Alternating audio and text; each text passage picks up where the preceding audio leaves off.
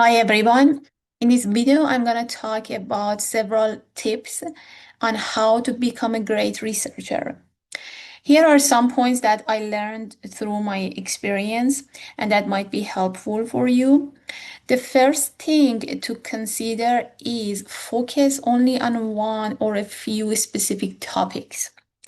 If you look at the CV or resume or profile of successful researchers, they focus on one or few areas of research. They're not changing their topics every day. And some examples include like homelessness, or you can be more specific, focus on their health or services, policies. Another example is mental health. And as you may know, mental health is a broad area of research. You may be more specific, focus on a specific population, like seniors, children, or women. Other examples that you may choose for your research can be volunteerism, child labor, refugees, civic engagement, or many other topics that are important in your country, in the community you live. You may choose whatever you think that is interesting for you.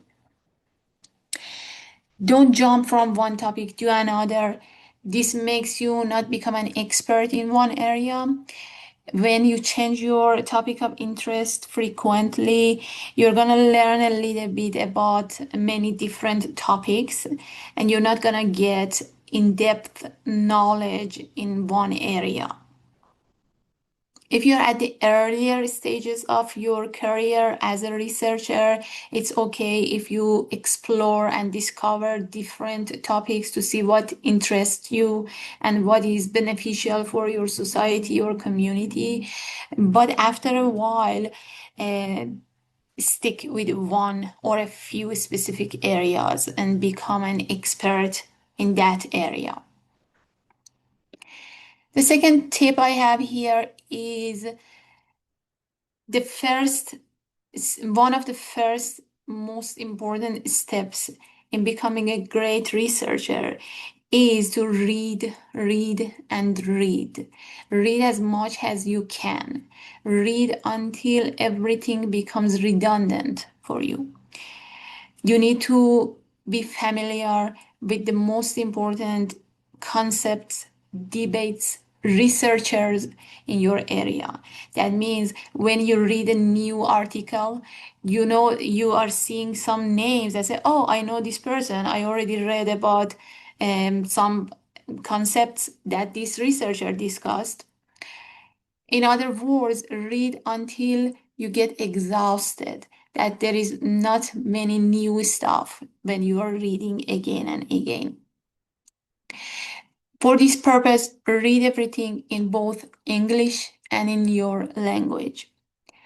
Reading not only helps you design a better research, but also helps you to become a better writer.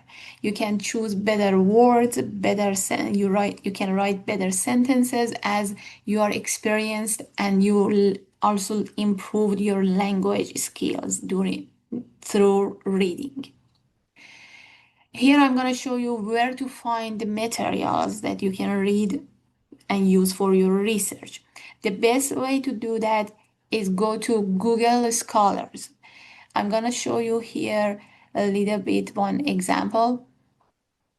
Let me share the page with you. This is just go to internet browser. It doesn't matter, whatever. And just search Google Scholar. Just type Google Scholar and then click on the link pops up Google Scholar and just search the term you are looking for or for your research. I'm gonna, for example, here show homelessness. Just type homelessness and see what's happening. Here, there are gonna be a lot of articles, research that you can use them for your research. As you see on the left side, you can change the time frame for your search. In my search is anytime. That is whatever published in during the history can be here. But you may specify the time. For example, you may be interested to see any work is published since 2024. And but I would suggest if you are at the beginning, just keep it anytime and look at whatever done. Now, as you see, there is a list of different research, dissertations, books, many things that have been done scholarly. And here, as you see, something important is look at here, cited by, like for example, the first article, Understanding Homelessness, cited by 411 people.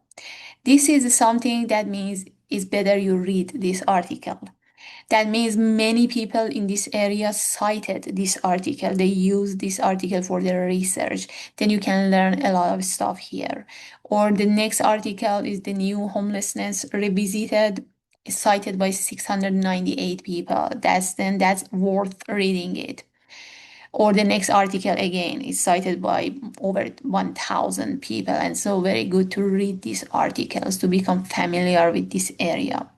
After a while, when you're reading a lot of articles, you're gonna see some stuff is getting repeated, and you know, oh, I already learned this article from this person, and I know this concept, I know this theory, which makes you become an expert in this area. Something interesting you need to know is here there is a option is called cite.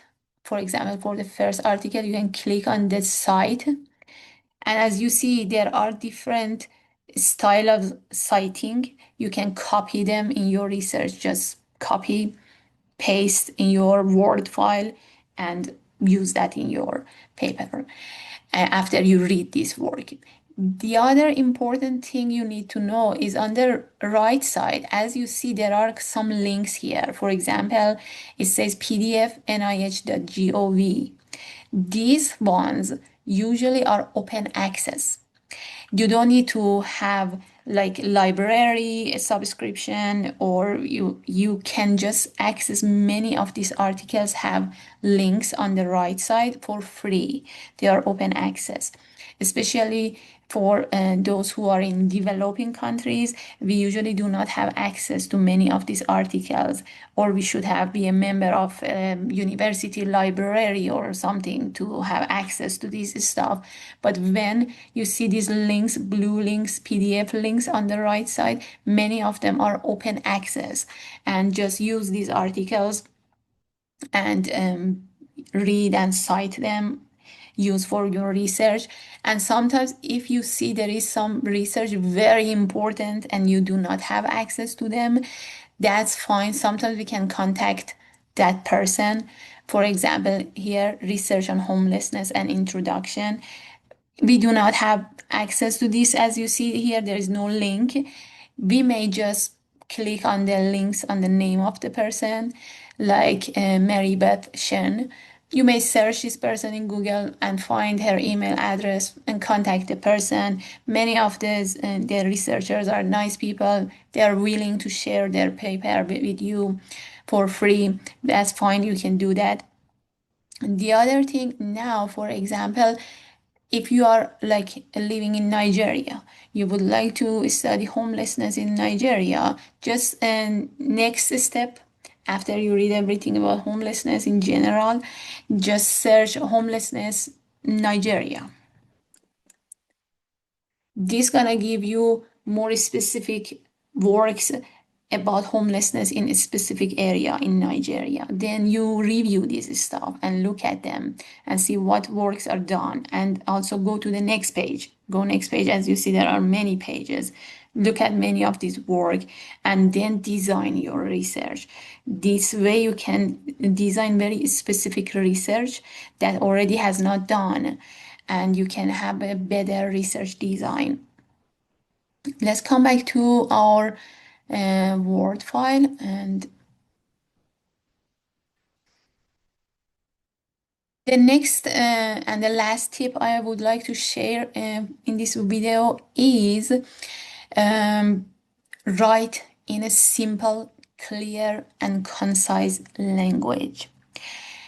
Do not repeat stuff a lot. Sometimes people, when they are writing, they are repeating some specific stuff many times. We don't need to repeat many times some stuff. And the other point is, don't use complex sentences. Don't use like a sentence that's one paragraph long. Or don't try to use artistic style in your writing. Write with simple words, simple sentences. The other thing is, if English is not your first language, do not translate word by word from your native language. That's gonna change the meaning of the sentence, and that's may affect your paper and writing negatively. Something also important, especially if you wanna publish in English journals, is so important to be careful about what vocabulary you are choosing. Sometimes some vocabulary for example, for me, that I'm not, my English is not my first language. Sometimes I use some vocabulary that in English becomes not respectful. For example, this red terminology, these red ones on the left side are not very respectful terms. It's not nice we say addicted people, blah blah blah, or old people, these people, disabled individuals, or disabled people do blah blah blah. These are not respectful. Instead, we need to use more respectful terms, like instead of saying addicted people, it's better to say people with addiction. Instead of old people, it's better to say seniors. Instead of these people, it's better to say this group of the population. Or instead of disabled individuals, it's better to say people with disability. Why this is important? Because we do not want to label people with negative terms, with negative words.